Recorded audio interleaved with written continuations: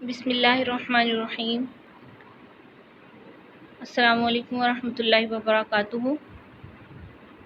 Fourth year class اسلام تختیاری کا آج یہ پہلا سبق ہے۔ شروع کرنے سے پہلے دعا پڑھ لیں کہ اللہ خیر و عافیت سے اسے مکمل کرنے کی توفیق عطا فرمائے۔ ربی یسر ولا تعسر وتمم لنا بالخیر وبک نستعین یا فتاح یا علیم۔ رب زدنی علما رب زدنی علما رب زدنی علما۔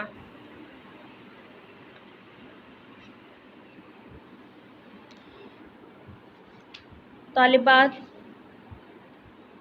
پہلا سبق ہے ہمارا تعارف حدیث۔ حدیث کا تعارف۔ حدیث کا مفہوم کیا ہے؟ حدیث کے معنی عربی زبان میں خبر، گفتگو اور بیان کے ہیں، خواہ وہ مذہب سے تعلق رکھتا ہو یا دنیاوی معاملات سے، جیسا کہ قرآن میں ہے فَبِأَيِّ حَدِيثٍ بَعْدَهُ يُؤْمِنُونَ، وہ اس قرآن کے بعد کس بات پر ایمان لائیں گے۔ تو حدیث کا معنی ہے بات، خبر، گفتگو۔ پھر رسول کریم صلی اللہ علیہ وسلم نے فرمایا وَأَحْسَنَ الْحَدِيثِ کتاب اللہ، بہترین کلام اللہ کی کتاب ہے۔ تو معلوم ہوا کہ حدیث بات کو کہتے ہیں، گفتگو کو کہتے ہیں، خبر کو کہتے ہیں۔ اصطلاح میں حدیث کہتے ہیں اس کلام اور خبر کو جس میں حضور صلی اللہ علیہ وسلم کا قول، فعل اور تقریر پائی جائے۔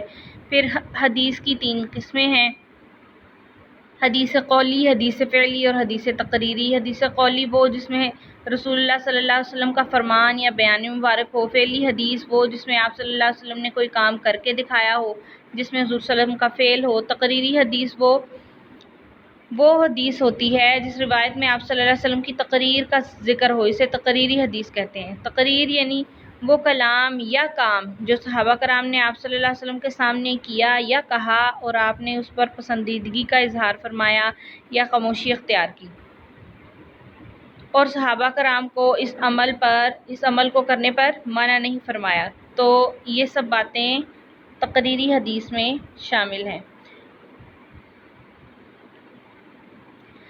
تو علماء نے حدیث کو نبی کریم صلی اللہ علیہ وسلم کا قول، فعل یا تقریر کہا ہے، اور اس میں اقوال صحابہ بھی شامل ہیں۔ حدیث میں اقوال صحابہ بھی شامل ہیں۔ حدیث کے وسیع مفہوم میں اثر، خبر اور سنت کے الفاظ بھی شامل کیے جاتے ہیں۔ بعض اہل علم نے سنت سے مراد آپ صلی اللہ علیہ وسلم کا عمل اور اس کا بیان حدیث لیا ہے۔ اکثر محدثین نے حدیث کو سنت کے ہم معنی قرار دیا ہے۔ تو الغرض حضور صلی اللہ علیہ وسلم کی روایات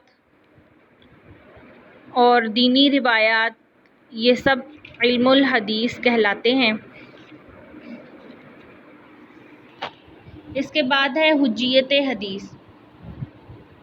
حجیت حدیث کی ضرورت اس وقت پیش آئی جب بعض مستشرقین اور بعض لبرل قسم کے لوگوں نے یہ کہا کہ قرآن ہی کافی ہے اور حدیث کی ضرورت نہیں۔ جب قرآن میں اللہ نے ہر بات کا ذکر کر دیا ہے، قرآن مکمل ضابطہ ہے، تو پھر حدیث کی کیا ضرورت باقی رہتی ہے؟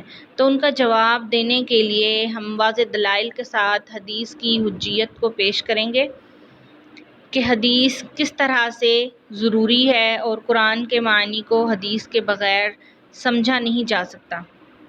تو حدیث کی ضرورت اور اہمیت مندرجہ ذیل امور سے واضح ہو رہی ہے۔ اس میں سے پہلا یہ ہے کہ شریعت اسلامیہ کا ماخذ ہے۔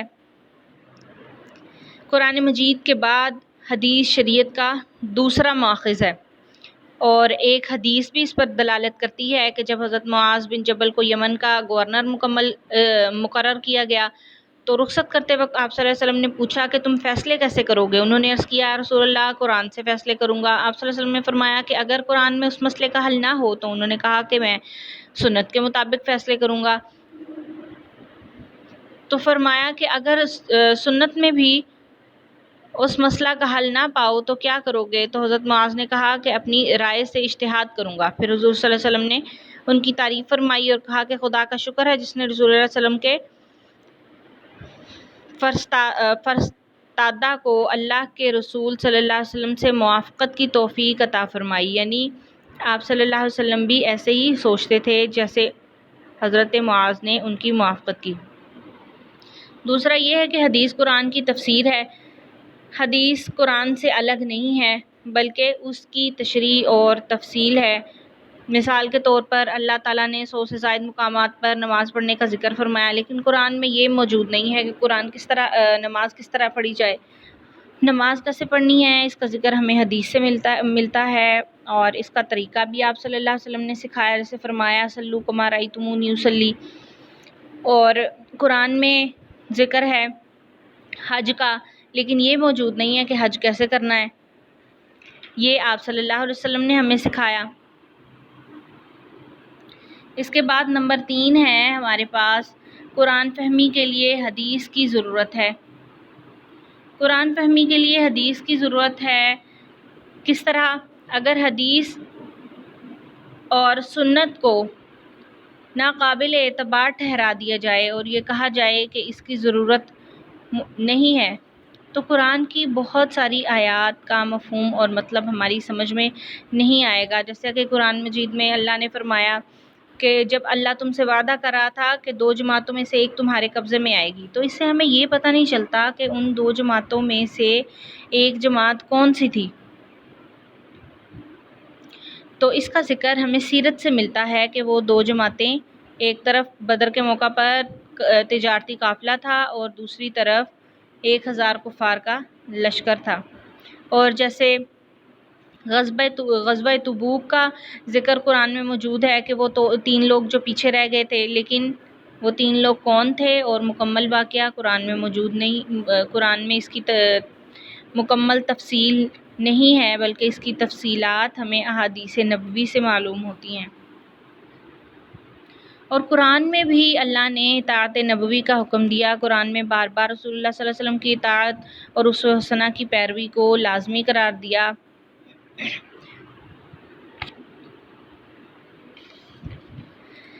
تعلیم و حکمت میں قرآن مجید میں رسول کے بارے میں حضور صلی اللہ علیہ وسلم کے متعلق ارشاد ہوا ہے کہ وَالَّذِي بَعَثَ فِي الْأُمِّيِّينَ رَسُولًا مِّنْهُمْ يَتْلُو عَلَيْهِمْ آيَاتِهِ وَيُزَكِّيهِمْ وَيُعَلِّمُهُمُ الْكِتَابَ وَالْحِكْمَةَ کہ رسول اللہ صلی اللہ علیہ وسلم لوگوں کو پاک کرتے ہیں، کتاب اور علم و حکمت کی باتیں سکھاتے ہیں۔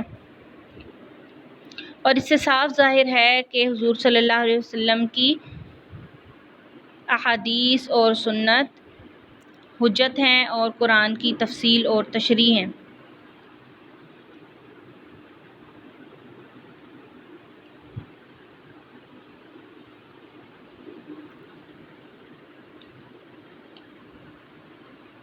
جیسے قرآن وحی مطلوع ہے تو حدیث وحی خفی ہے۔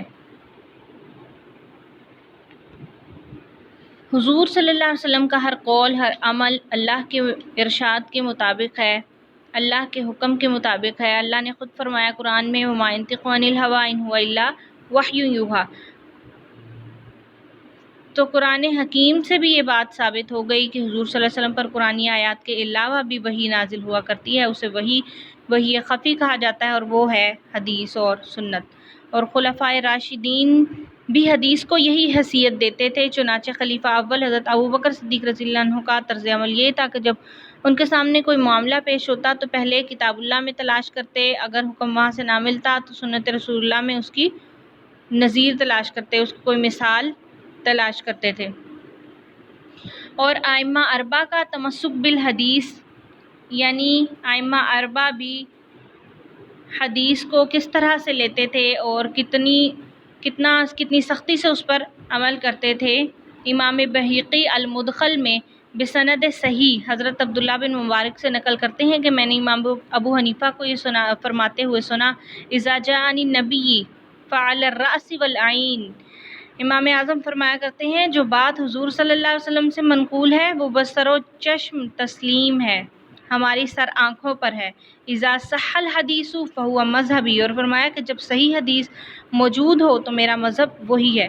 امام مالک نے بھی روضہ نبوی صلی اللہ علیہ وسلم کی جانب اشارہ کرتے ہوئے فرمایا کہ ہر شخص کی بات تسلیم کی جا سکتی ہے اگر درست ہو، اسے ٹھکرایا بھی جا سکتا ہے اگر درست نہ ہو، مگر اس روزے والے کی بات کو ترک نہیں کیا جا سکتا۔ اور حدیث کی تاریخی اہمیت: دینی احکام اور احکام شریعت کے علاوہ ہمیں حدیث رسول صلی اللہ علیہ وسلم کے غزوات، آپ کے عادات خصائل، آپ کی پسند ناپسند، ازواج مطہرات کے ساتھ طرز عمل، آپ کا عام زندگی کا طرز عمل، اور دوستوں اور دشمنوں کے ساتھ آپ صلی اللہ علیہ وسلم کا رویہ، یہ سب باتیں معلوم کس سے ہوتی ہیں؟ حدیث سے معلوم ہوتی ہیں۔ تو احادیث نبویہ نے عربی ادب کو ایک خاص رنگ دیا ہے اور عربی ادب کے اسلوب متعین کیے جو اس سے پہلے اس میں نہیں تھے۔ الغرض حدیث رسول صلی اللہ علیہ وسلم شریعت اسلامیہ کا ماخذ، قرآن کی تفسیر، اطاعت رسول کی اساس، عبادات پر احکامات کی تفصیل، عہد رسالت کے ثقافتی ورثہ کی ترجمان اور تاریخی روایات کی امین ہے۔ اس لیے حضرت صلی اللہ علیہ وسلم نے فرمایا، ترکت فیکم الثقلین، دو بھاری چیزیں میں تم میں چھوڑ کر جا رہا ہوں، کتاب اللہ و سنتی، اللہ کی کتاب اور میری سنت۔ تو اب اتنی وضاحت کے بعد کسی بھی طرح کی کوئی گنجائش باقی نہیں بچتی کہ حجیت حدیث کا انکار کیا جائے۔ آج کا سبق ہمارا مکمل ہوا، کل سے ہم شروع کریں گے انکار حدیث۔ السلام علیکم ورحمۃ اللہ۔